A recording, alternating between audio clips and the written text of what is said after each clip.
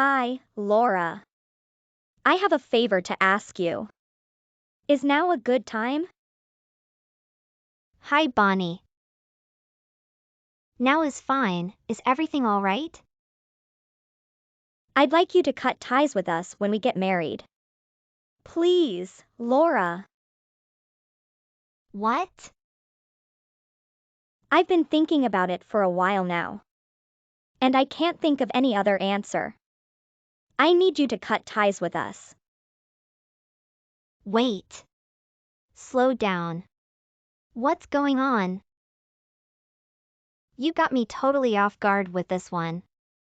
Cut off ties, as in completely? You mean you never want to see me again? That's right. I'd really appreciate it if you do that for us. Can you explain to me what's going on? I have no idea why you'd ask me to do something like that. Ugh. You really need me to explain it to you? High school dropouts are just stupid, I guess. Whoa, what now? I know you practically raised Joseph, and you're more of a mother to him than a sister. I know your parents died when you were still in high school. I know you had to drop out and get a job so that you could take care of him. It's thanks to you he went to university and law school and became the respected lawyer he is today. He's respectable and presentable anywhere. And I know you worked hard to give him those opportunities. Yeah, that's right. Joseph's become a true success. What does that have to do with me cutting ties with him? Don't I deserve gratitude rather than estrangement? Yeah, right. Are you serious? What? I respect Joseph for his success. I love Joseph regardless of his past or upbringing. He worked hard to become a respectable lawyer. And he's way better than any of my friends' husbands or boyfriends. Okay. But you're a high school dropout. I don't care about your sob story. You're still a dropout. I don't want to be associated with such an unaccomplished person, even by marriage. You don't like that I dropped out of high school? Would you accept me if I got a GED? Yeah, right? A high school graduate? No way. It's still the bottom of the barrel of society. Then what if I get the GED and go on to university? You'd accept me if I have a university degree? Can I be Joseph's big sister then? Ugh. You're so desperate it's pathetic. Of course I'm desperate. My baby brother's getting married. And his fiancée is throwing me all this shade. But it's true I'm a high school dropout. So if that's the reason I'll have to work on it, right? I want Joseph to be proud of me as his big sister too, you know? Sorry to burst your bubble there. But an embarrassment can't do anything to become respectable. Don't you realize you're a bottom feeder of society? Embarrassment? I worked hard and raised my little brother. I don't think I deserve to be called a bottom feeder. No way. You're joking, right? Tell me you're joking. You can only get work where you take care of the elderly. You don't even realize you're a bottom feeder. What?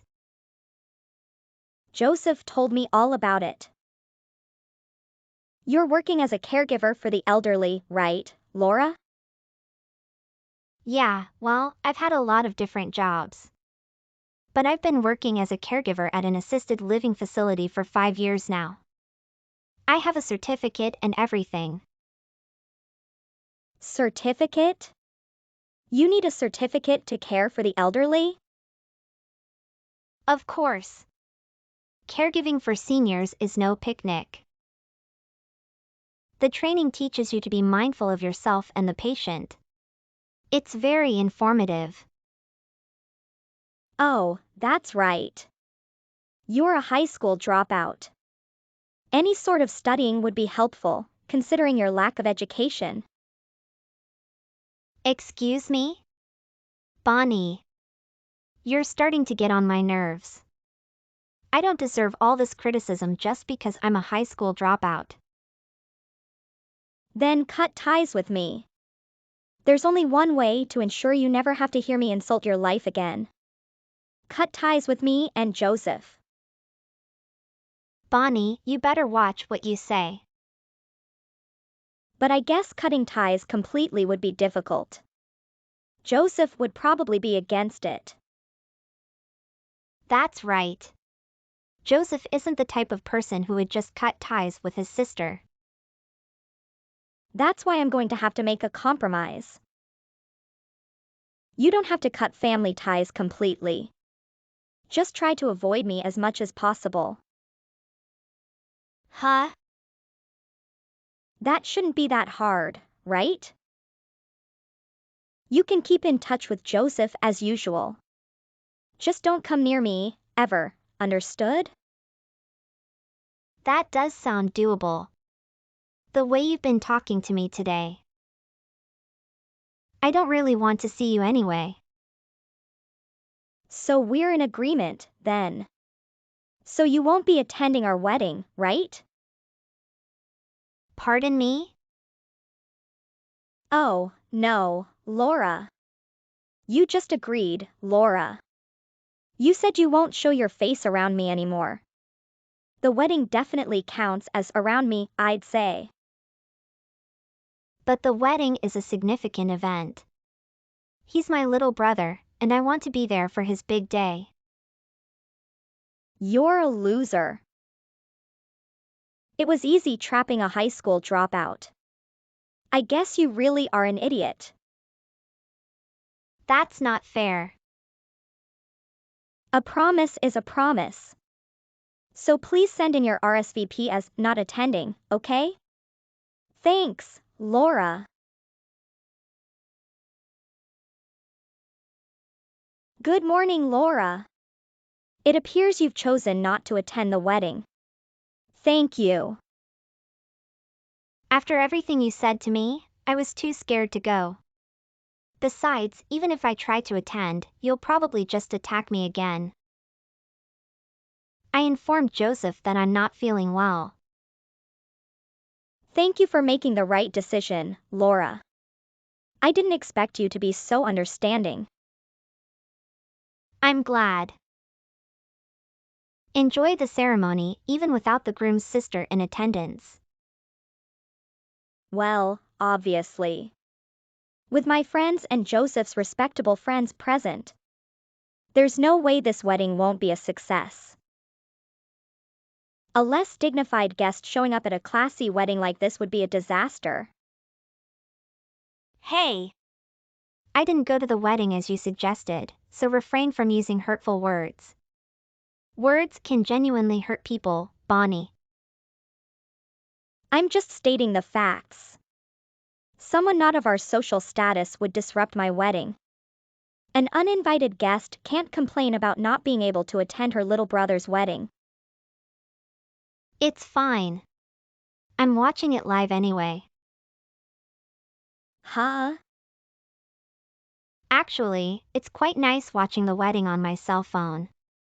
I can relax at home without worrying about my appearance and such. I don't need to endure any abuse from you.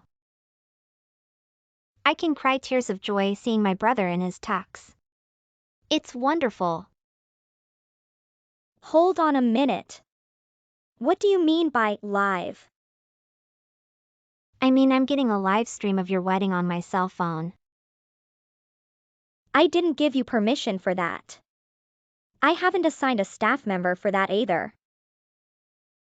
I asked an attendee, not a staff member. She was happy to assist me.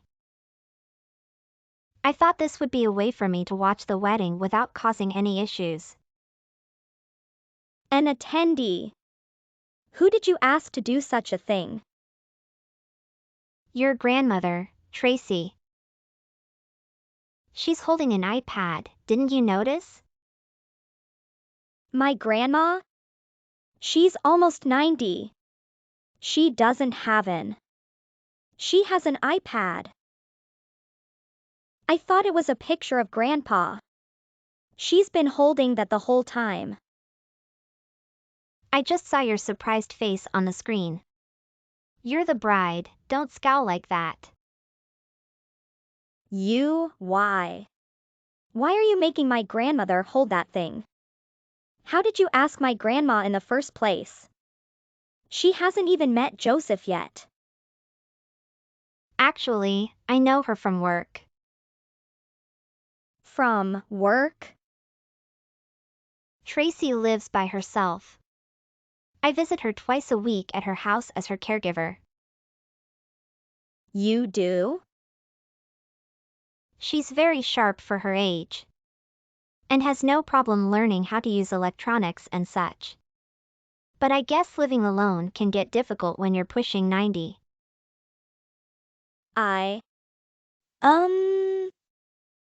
So we're not really caregiver and patient exactly. More like friends that have tea together regularly. We talk about whatever's on our mind.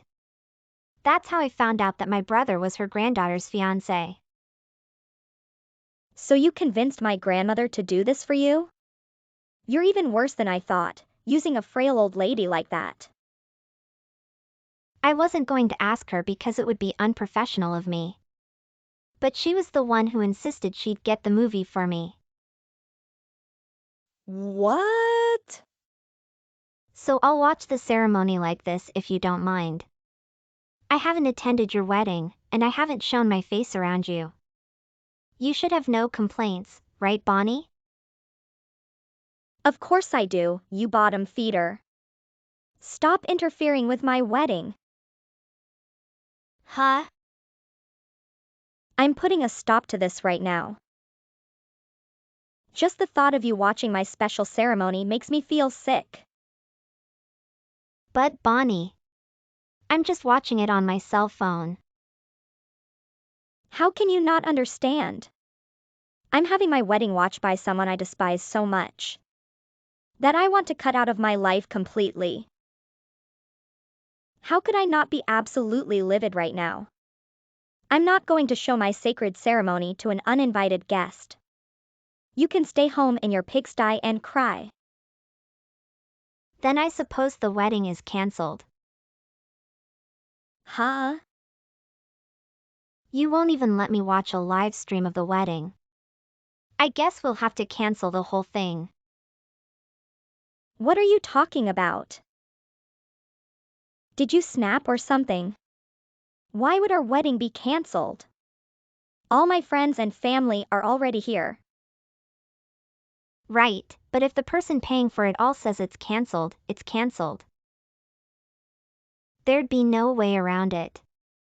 You can't afford to pay for the wedding yourself, right, Bonnie? What? Your grandmother told me. It's unbelievable you'd make me miss my little brother's wedding. But since I agreed to it, she won't cancel the wedding even though she wants to. However, if you won't even allow me to watch a live streaming, she's going to shut down the whole thing. What are you saying? Grandma doesn't have the authority to do something like that. My mom and dad are the ones paying for this wedding. Right. Joseph told me. Your parents are paying for everything for your gorgeous wedding. That's right. We're old money. Socialites for generations. Besides, my parents spoil me to bits. So they paid for the entire wedding ceremony as a present. I see. I guess they didn't want to tell their daughter the truth. Huh? The truth? About that money you got from your parents for your wedding. It was actually all from Tracy. Your parents went to beg your grandmother over. and over again saying it's a special occasion for her granddaughter.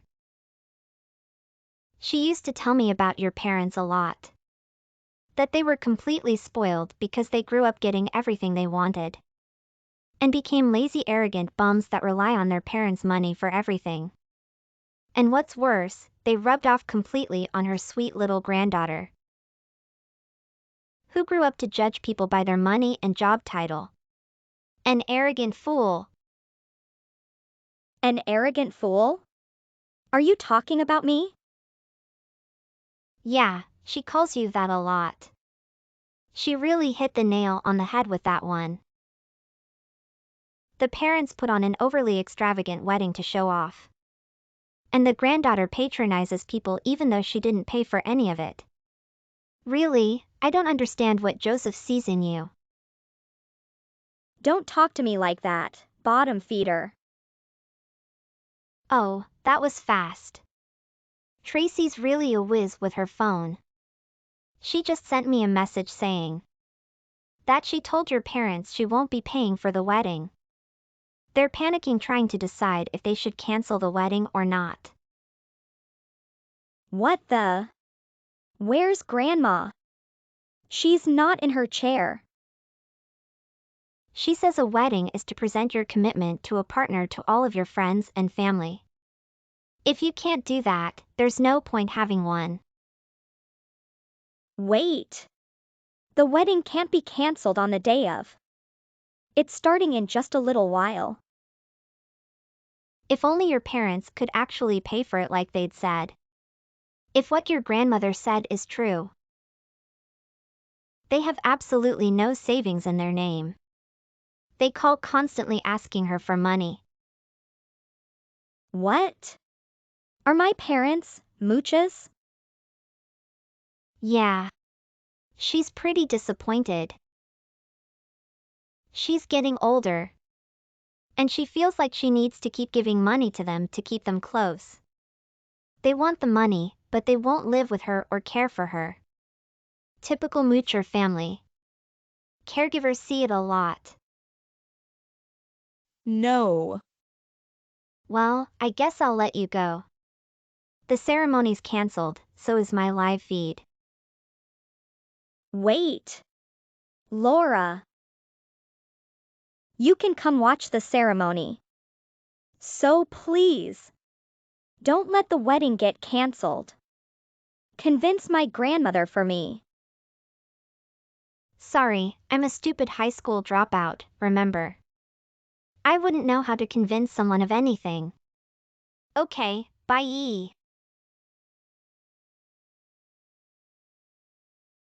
After the smoke had cleared, we discovered that Bonnie's parents' intentions were to cover the wedding expenses, with the ulterior motive of creating a sense of indebtedness in Joseph. They've been eyeing Tracy's wealth for quite some time now. They believed that having a lawyer for a son-in-law would make it easier to gain access to her finances. Nevertheless, the wedding was called off once the truth came to light. And my brother, upon learning the facts, confronted Bonnie. He expressed that he could never marry someone who spoke to his sister in that manner. Consequently, he promptly ended their engagement. Tracy reached the conclusion that it's better to have trustworthy friends than a family with scheming motives. As a result, she decided to cut off all financial support to Bonnie's family. She now feels at peace, knowing that Joseph is her guardian and executor. Her plan now is to relish the remaining years in comfort, surrounded by friends.